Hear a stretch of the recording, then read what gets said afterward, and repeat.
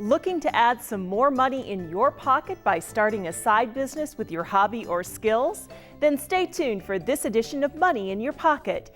Jeannie Dow of Dow Consulting is our guest, and she'll fill us in on the details and information you need to know before your first sale. We'll look at things like pricing, marketing, record keeping, inventory, and a whole lot more. That's all just ahead, so don't go away.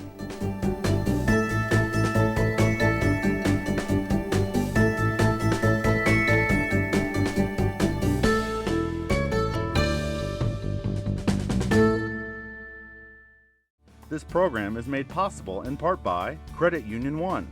Proud to support Money in Your Pocket. Credit Union One offers savings and lending options. Additional information on membership available at creditunion1.org. Loans subject to approval. Accounts are insured up to $250,000. By member's choice, this institution is not federally insured. Thanks for joining us for this edition of Money in Your Pocket. I'm Lori Banks, and we're talking today about the idea of starting a business with your hobby, and Jeannie Dow is here to walk us through the process. Thanks for coming. Thank you for having me. Tell us a little bit about your professional background. I have helped people start businesses for more than a decade. I used to be a small business development center director in Missouri and helped about 500 businesses get started, and I trained another 500 doing the same thing. I've also started 4 of my own businesses in 3 different states, so I know it can be a little bit different from state to state. Now I teach the entrepreneurship class in Coles County, and so it's juniors and seniors. They learn by doing. We have 15 businesses that have started up, and we also do group businesses for them to make the seed money to get their other ones started. Before that, I worked also at Eastern Illinois University in the Business Solutions Center and helped in their entrepreneurial center. So in your time of doing this, in the last few years, have you noticed a lot of people, if they know what you do, say, hey, Jeannie, I'm thinking about starting, I've got this craft or this art, I'm thinking about starting a business. Actually, millennial generation is very entrepreneurial. They see that they are going to be their own boss, and so they want to take their careers by their, and make it their own destiny and do it their way. So this generation is going to be very entrepreneurial, and the baby boomers are starting to retire or go into that second career. And it might be starting their own business and doing some work that they love, but now they have the resources and the time to do it. So before maybe someone starts making a bunch of product to sell, what should they actually be doing first if they're thinking of getting into this? Right. And that's the thing. Just ask yourself, what are you in it for?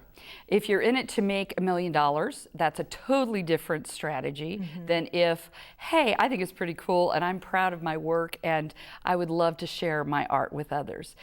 Those are 2 different strategies. They both can be successful and doable. I always tell the first thing that people do, go to www.score.org. Okay. It's and a what wonderful is SCORE? website. SCORE stands for something. Well, it used to stand for Senior Corps of Retired Executives, but they have volunteers from all walks of life, and so that acronym doesn't really relate anymore. But it is free and confidential counseling by volunteers.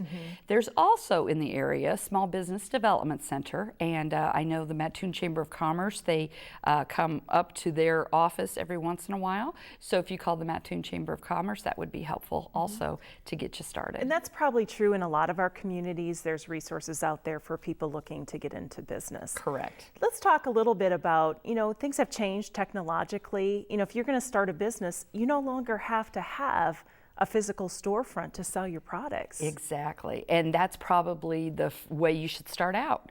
Use the resources that are available. Use the Etsy's and the Amazons and the eBays and see if your product sells on that. If there is, this is working. Also do trade fairs and art shows.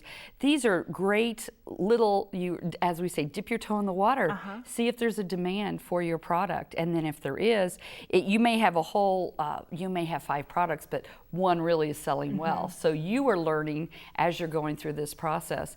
And then if it's a success, then you can gear up and you can go from there.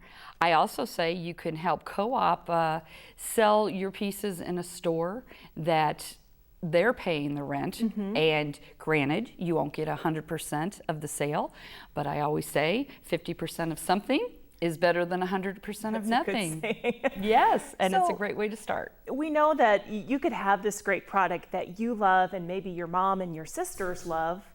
How do you know if the rest of the customer base out there, I mean, you got to have a customer for your product, so you got to do some market research. How do you do that if you don't have a market research firm to help you with that? To help you with that, go where your client, your target market is, and you're like, well, how do I know that? Who's buying your product? You may be surprised. You may think it's all the grandmas that are going to buy it, but really, it's such a cool product that the people in their 20s and 30s love it, and they're into retro, and they're going to buy it instead. So that's where sometimes, yes, you can do focus groups, you could do a Survey Monkey, and how much would you, and I tell my students, you can say, how much would you expect to pay for this product, so you could get an idea on how much to pay. What scents or flavors might be your most familiar. You can do easy. Those are free.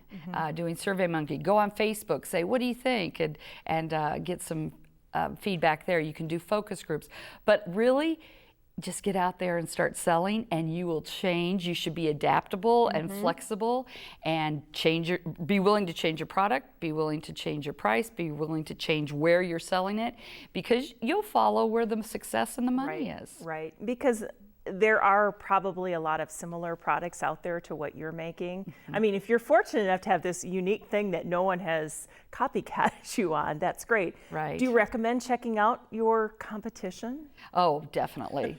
Definitely. We definitely do a lot of competition. And we also go on the Secretary of State website. Okay. So if you go to, I think it's called cyberdriveillinois.gov, you go on there, you look for corporate names and LLC. So somebody might have the name Bluebird Cafe, so you don't want to start up a Bluebird Cafe if it's already incorporated in Illinois. Okay. Because what can happen is they'll give you a letter that says you need to cease and desist using that name.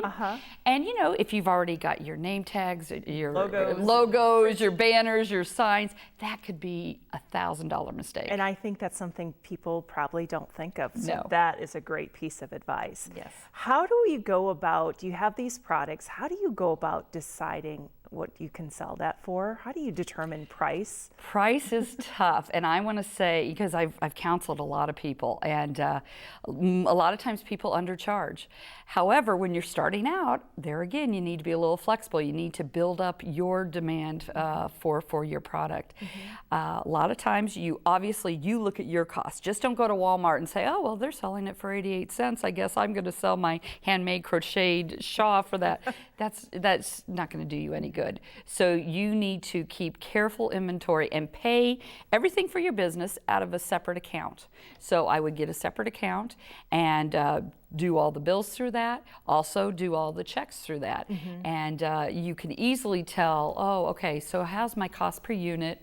Figure out what your costs are. Then you look at your competition, and I can make this for say $5. They're selling it for $15, because a lot of times you'll mark up a price like that, a few times over.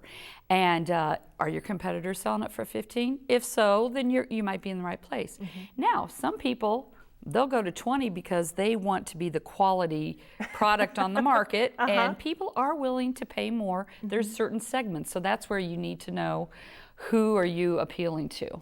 Do first-time or new business people tend to underprice or overprice, do you think? They underprice. Underprice, because, and it's hard sometimes, how much does your labor cost? And that's where your goals come into play.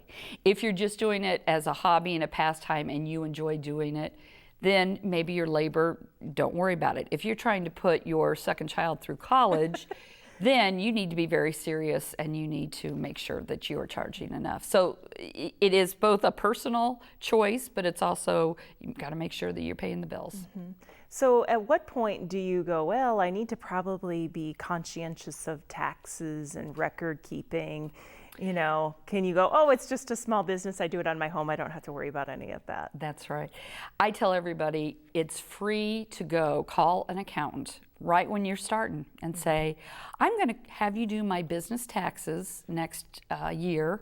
What do I need to look for, and what do I need to get for you to come so you can do my taxes. They will give you a free hour usually, and they will give you what to keep. They'll talk about having your separate accounts. They'll talk about keeping all the receipts, keeping your mileage. They'll even tell you a wonderful little deduction called home business deduction, where if you have your home office and that's specifically and solely used for it may be a craft room for you, and the only thing you do in there is crafts. If it's 1/10 of your house, you can actually deduct 1/10 of your rent, 1/10 of your insurance, 1/10 of your utilities.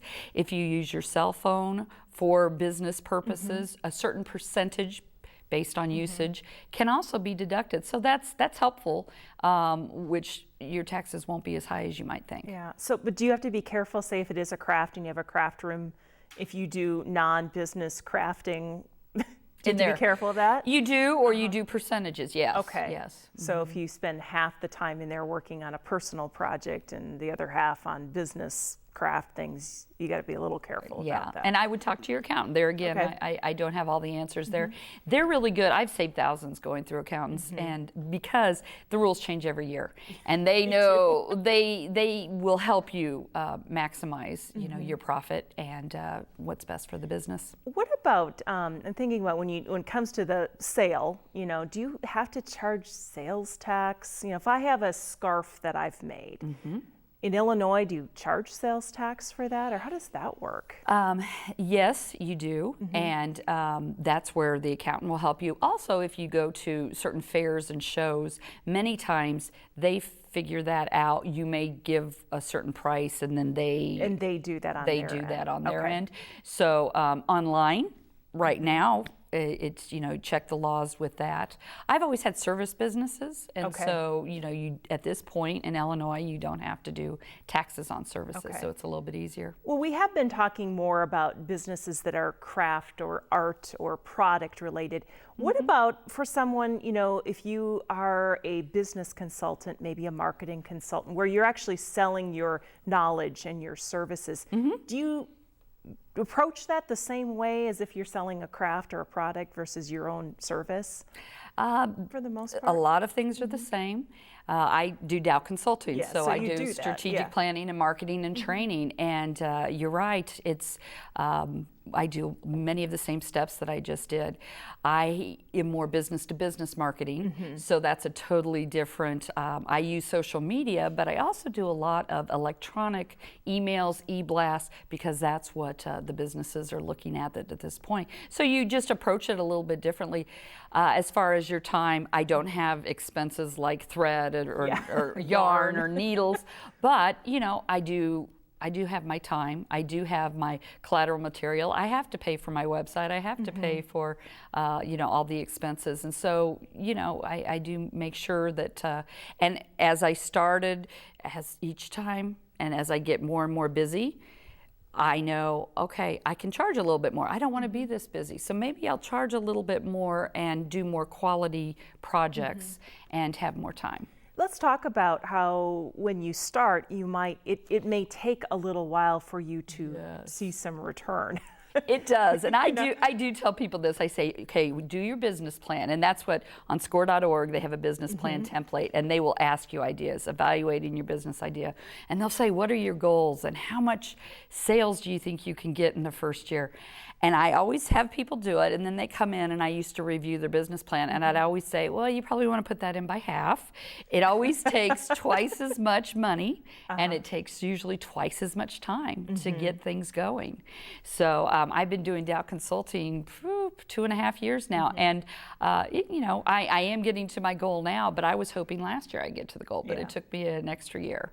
So don't expect to be a millionaire in the first year. I always tell people, keep your day job and do it on the side. That's true. And then as it grows, then you could, if your goal is to do this full time, just make sure, take a few years to put everything in place. It takes a while to get your office together, to get your processes for billing and for services and your marketing promotional pieces in place. So do that while keeping your day job and then start selling from there. So how do you put a price? I was watching a show where it was an artist and she was approached by a big company to make these glass lampshades.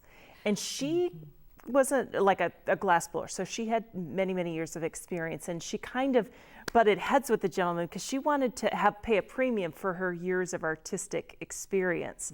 So how do you, whether it's artistic experience or just past business experience, how do you put a price on your own knowledge and your own value? Because I don't know sometimes that the consumer really wants to pay for your years of trial and error and learning your craft. Exactly. Well, it is, you don't have a sale unless the buyer and the seller can come together and agree on a price. So a lot of times you do need to be flexible and negotiable, especially when it comes to services or art, because those are subjective values, but they are values. So nobody's right, nobody's wrong. But if you want to make the sale, you need to come together and figure that out. There again, you start selling, trial and error. You do some bids. Oh, we didn't get that bid. I did an actual a bid for a governmental agency, and they had open bids. So they had a presentation where at 2:15 they opened everyone that was going after this piece of business. And I went down there to really learn, what are my competitors charging? Did I overcharge? Did I undercharge? So you got to continually learn and continually talk to your competitors, look on their websites, see how they're charging, what they're charging. It's all about supply and demand. Some artists, they can make $100,000 on one painting. And that's maybe the ultimate goal that you might like, but don't expect that to happen overnight. Yeah. What about keeping up with, especially in the art and craft world? I mean, now I'm thinking what's very popular in home decorating is repurposing and that vintage look. Yes. How do you keep up with the trends? Because as we know, that is not going to stay in fashion forever. Right. Pinterest, House, Etsy, is it? And there's, going online. I mean, it's so easy now to do research and seeing what's popular. And you can tell, oh, it's popular because it has 5,000 likes to it, right? And so I think just doing your research online, it's actually made it a lot easier to do things like that. So constantly looking ahead to see maybe where the next trend would be, rather than giving up what you're doing, as you said, evolve it into maybe what is the next thing. Exactly. We at Dow Consulting have gone into social media marketing. We've noticed that a lot of our clients, they want marketing, but they're like, I don't know how to do this Facebook, this Twitter, this Instagram. That's not my passion, but I found somebody where that is their passion. So we have collaborated, and now we have, I think, 13 clients doing social media pages for people.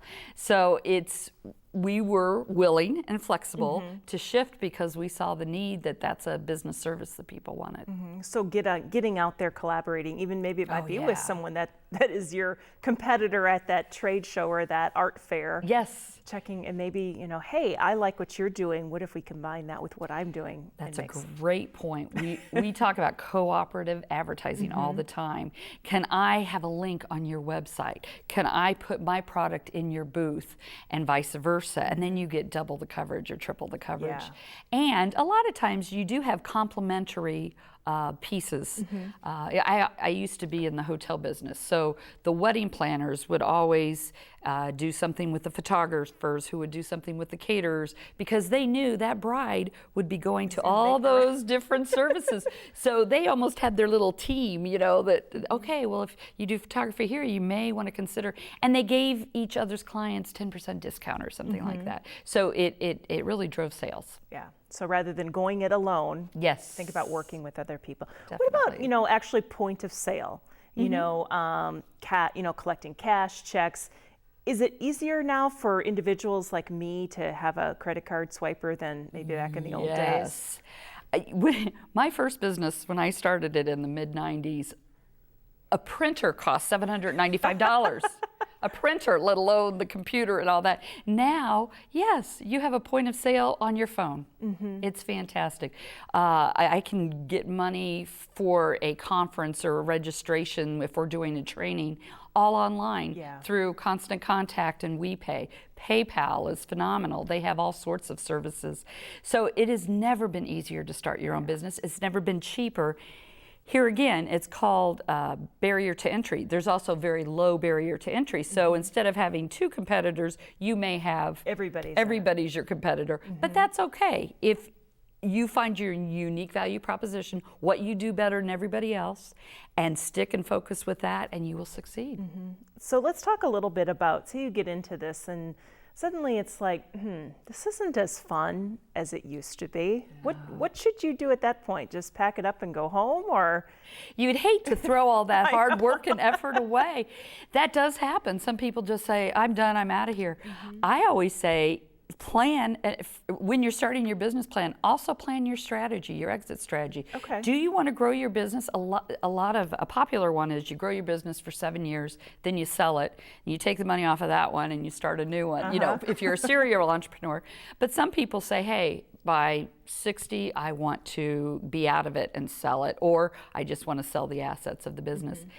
You do need to do a few things when you think you're going to be selling it. So you have to make sure that everybody can see what kind of business you have, what assets you have. You have to make sure you have values on things. So when they go to look at the business, they have a good inventory list of what you're selling, plus what you call blue sky or goodwill, which is that, oh, I have a name, I have a brand, but how much is that really worth? And that's very negotiable. Okay, Yeah. so what if it's, should you maybe look at what it is you don't like about, maybe it's you like the actual making of the product, or you like doing the client presentations and the training if you're selling your skill. Can you look at maybe having someone else do the parts that you don't like? That's exactly, I'm at that point because I'm very busy right now, and I'm like, what can I delegate, or what can I pay someone else to do?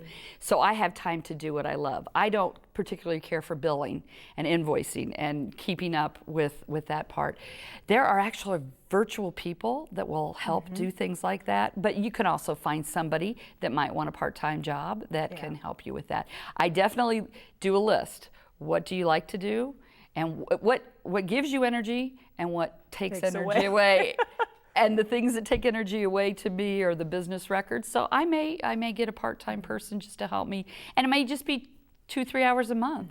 And as you know, it's one of those things, if it's another company, you can subcontract. You don't have to pay employee taxes or workers' comp or any of that. That's the nice part about service economy. You know, if it's just very deliberate and you go through another business, you don't have all those additional, you know, liabilities.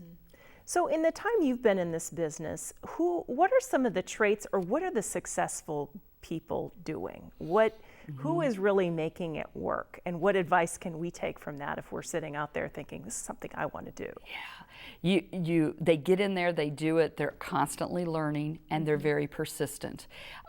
They don't take no necessarily for an answer. They just try again. They have, I guess, thick skin in the sense that it is depressing if somebody doesn't want to buy your things, but you just have to keep finding, you know, who is that perfect target market for me, and then really listen to what they say. If they don't like blue and they like brown, make it brown. You know, and some people are so just in love with their original idea, they can't be flexible enough to actually make it a commercial concern. Well, you see that on shows like Shark Tank, you know. Yeah. I mean, I've watched the show, and people are so ingrained in their original idea, they're not willing, and those are the ones that usually walk away with nothing. Today, instead of doing those big business plans that are an inch thick, they have something called an individual business canvas. It's one sheet of paper and it's sticky notes. And there's 9 different segments that you have to talk about, like what is your unique value proposition? Who are your customers? How are you going to distribute it? And it's just, and what they're trying to teach us now is you need to be flexible. Don't spend all your time wordsmithing a business plan. Just get your business model down on one piece of paper, be able to do an elevator pitch to say to an investor, and when they give you constructive feedback, you say, okay, let's retry this. And then just keep constantly changing those little sticky notes on your individual business canvas. And that teaches you to be flexible, and it teaches you to be open and to listen to what the environment is telling you. Sounds like great advice. Thank you so much for coming by the show you're and quite welcome. Giving us some things to think about if we're thinking about maybe starting our own side business someday. Yes, I tell everybody it's a great thrill to be able to be successful in something that you have created. And so I would recommend it to everybody, but you need to do your homework to make it happen. Sounds like a plan. All Thanks, right. Jeannie. Thank you. Thinking of starting a business? Here are some things you need to know. First, identify why you're doing it. Is it for extra money, or do you want to quit your day job? Then identify the market and the buyer for your product. You can't be everything to everybody. Do your research on similar products or services. See what others are doing, what their pricing is, and their marketing. Jeannie recommends talking to an accountant regarding taxes, write-offs, and record keeping. It's a lot easier to do it right from the start rather than at the end. And finally, get out there and network, collaborate, and keep up with trends so your product or service has a market into the future. That's our show for this week. Thanks for joining us, and we'll see you next time for Money in Your Pocket. This program is made possible in part by Credit Union One. Proud to support Money in Your Pocket. Credit Union One offers savings and lending options. Additional information on membership available at creditunion1.org.